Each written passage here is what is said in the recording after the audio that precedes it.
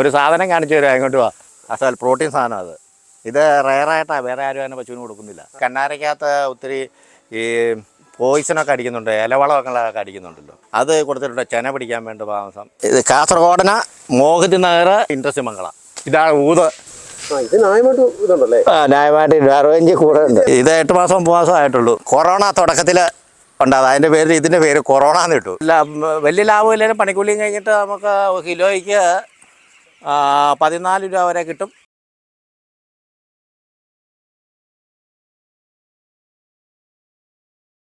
എല്ലാവർക്കും നമസ്കാരം. മകർക്കും ഇതിൻ്റെ പുതിയ വീഡിയോയിലേക്ക് എൻ്റെ എല്ലാ പ്രിയ കൂട്ടുകാർക്കും വളരെ ഹൃദ്യമായ സ്വാഗതം. നമ്മൾ ഈ വീഡിയോയിലൂടെ പരിചയപ്പെടാൻ പോകുന്നത് തൊടുപുഴ പൂമാലയിലുള്ള ഒരു കർഷകനാണ്, സഹിച്ചേട്ടൻ.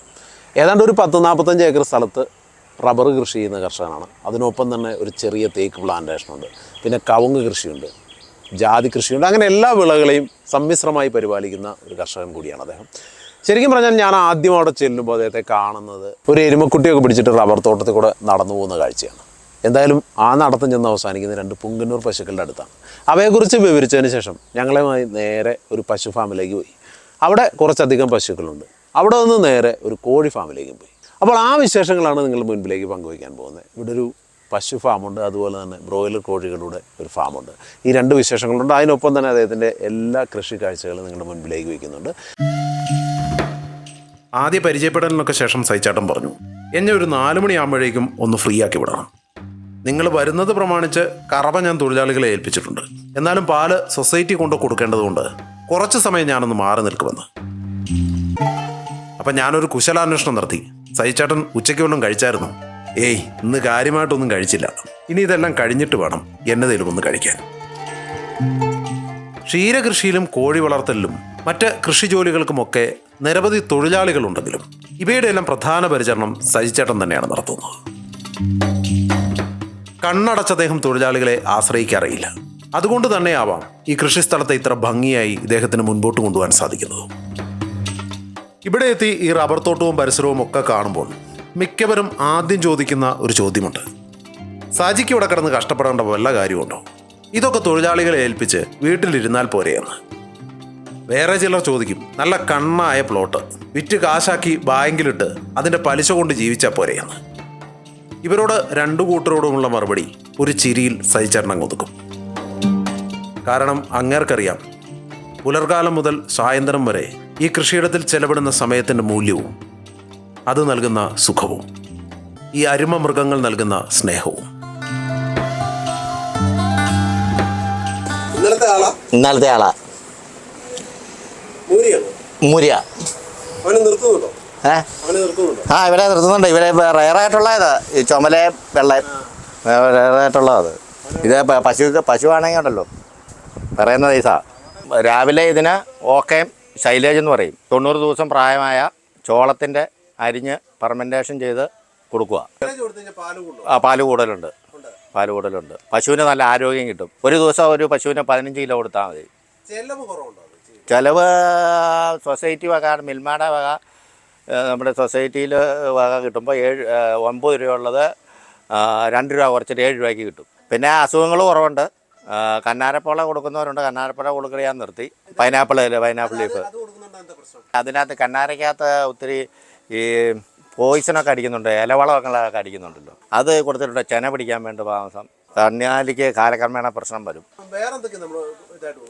പിന്നെ സുപ്രീം എലൈറ്റ്, സർക്കാരിൻ്റെ എലൈറ്റ് ഉണ്ട്, സുപ്രീം കൊടുക്കുന്നുണ്ട്. പിന്നെ അവൽ തവിട്, ഇത് നമ്മുടെ അരിയുടെ തവിട്, ഈ അവലൊക്കെ പൊടിച്ചു കഴിഞ്ഞാൽ അതിൻ്റെ ഇത് കൊടുക്കും. ഒരു 1/2 കിലോ ഒരു ദിവസം. 15 എണ്ണം. 15 എണ്ണത്തിൽ ജേഴ്സി ഉണ്ട്, HF ഉണ്ട്, വെച്ചൂരുണ്ട്. വെച്ചൂര് ഈയിടെ പ്രസവിച്ചേക്കുന്നത് പറഞ്ഞ പൂങ്ങന്നൂര്. നമുക്കിത് ഈ ശരിക്കും ക്ഷീരകൃഷി ചെയ്യുന്നതെന്ന് പറഞ്ഞാൽ കൃഷിക്കുള്ള വളത്തിന് വേണ്ടിയിട്ടാണോ? കൃഷികൾക്കുള്ള വളവും പിന്നെ നമ്മൾ പശുവിനോടുള്ള ഒരു ഇതുകൊണ്ട് അങ്ങ് ചെയ്യുന്ന മാത്രം. നമുക്ക് ലാഭകരമാണ് ഈ ക്ഷീരകൃഷി. അത്ര ലാഭകരമല്ല. എന്തുകൊണ്ടാണ് ഇതിലേക്ക് വരുന്നത്? ഇതിന് പാലിന് വില കിട്ടുന്നില്ല.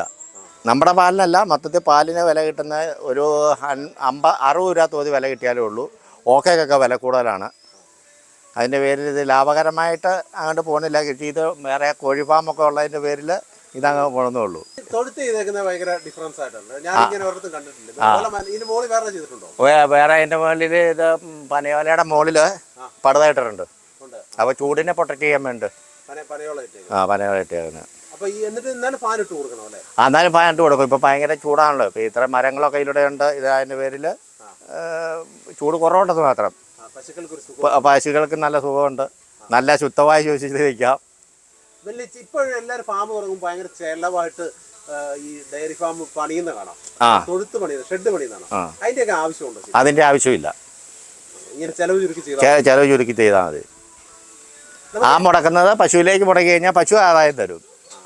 ഒരു 12 അടി നീളവും 6 അടി വീതി ഇഷ്ടമുള്ള തരത്തിൽ ഒരു പടുതാക്കുളം ഇടുക. അതിനകത്ത് വെള്ളം ഒഴിക്കുക. വെള്ളം നിർത്തിയിട്ട് 1.5 അടി വെള്ളം മതി. അസോള പശു വരെ കൊടുത്തിട്ട് പ്രോട്ടീനാണ് അത്. ആണോ? ആ, ഇത് കഴിച്ചോളൂ. ധാരാളം കഴിച്ചോളൂ. പശുവിന് നല്ല. ചുമ്മാ കയ്യിൽ ഇത് പാല് വാരിയിട്ട് ഈ തീറ്റയുടെ കൊടുത്തി കൊടുക്കും. ഓക്കെ ഇട്ട് കൊടുത്താൽ മതി. വേറെ ഒന്നും ഉണ്ടാകില്ല. അസൽ പ്രോട്ടീൻ സാധനം അത്. ഇത് റയറായിട്ടാണ്. വേറെ ആരും അതിനെ പശുവിന് കൊടുക്കുന്നില്ല. അതില്ല. അസോളയുടെ ഇത് ഇപ്പോൾ കൊണ്ടിട്ടേക്കുന്ന നമുക്ക് 15 പശുവിന് ഓരോ പിടി വീതം കൊടുക്കാനുള്ള കിട്ടും. ഡെയിലി കൊടുക്കുക. ഇത് കാസർഗോഡിന് മോഹിത് നഗർ സൈഡിൽ കൂടെ എല്ലാം കാസർഗോഡിനും മോഹിത് നഗർ ഇൻട്രസ്റ്റ് മംഗള. ഇത്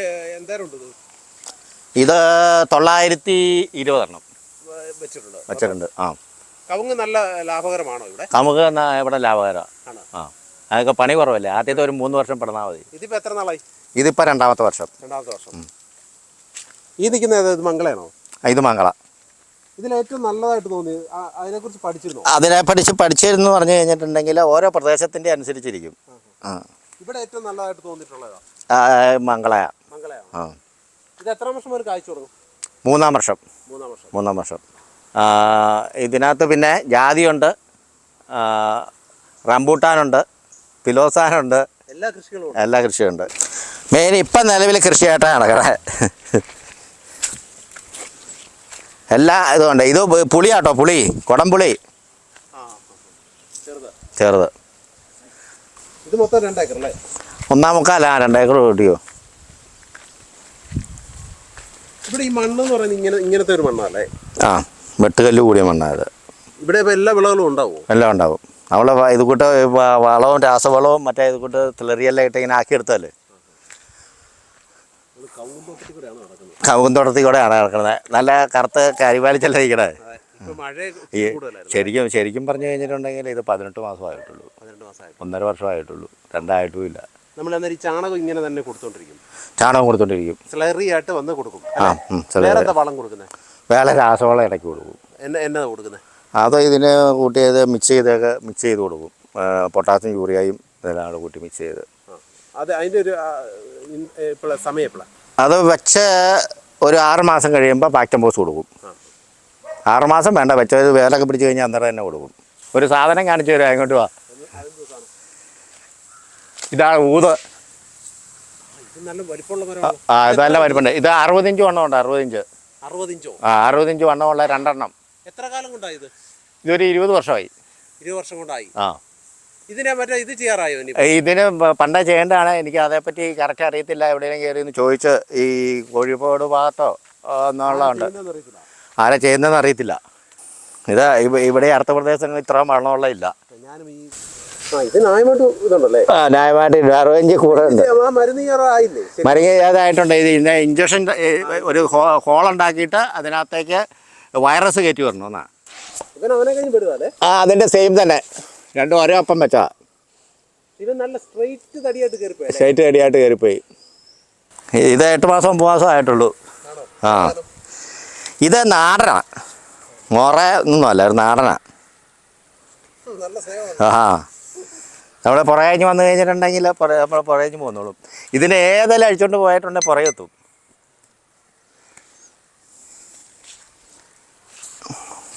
വാ, ഇത് വെച്ചൂര കേട്ടോ. വെച്ചൂര കാസർഗോഡ് ഉള്ളതിനാൽ വെച്ചൂരിന് കുത്തിയത്. കൊറോണ തുടക്കത്തിൽ ഉണ്ടാകും. അതിൻ്റെ പേരിൽ ഇതിൻ്റെ പേര് കൊറോണ എന്ന് ഇട്ടു. 2019 തുടങ്ങിയേ. അപ്പോൾ 2019 കൊറോണ ഡിക്ലെയർ ചെയ്ത് അന്നുണ്ടായതായത്. കൊറോണ അന്നുണ്ടായതിൻ്റെ പേര് കൊറോണ എന്ന് ഇട്ടത്.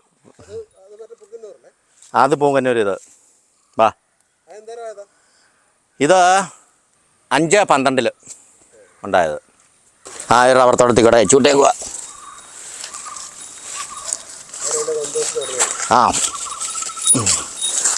ഇതാ വാ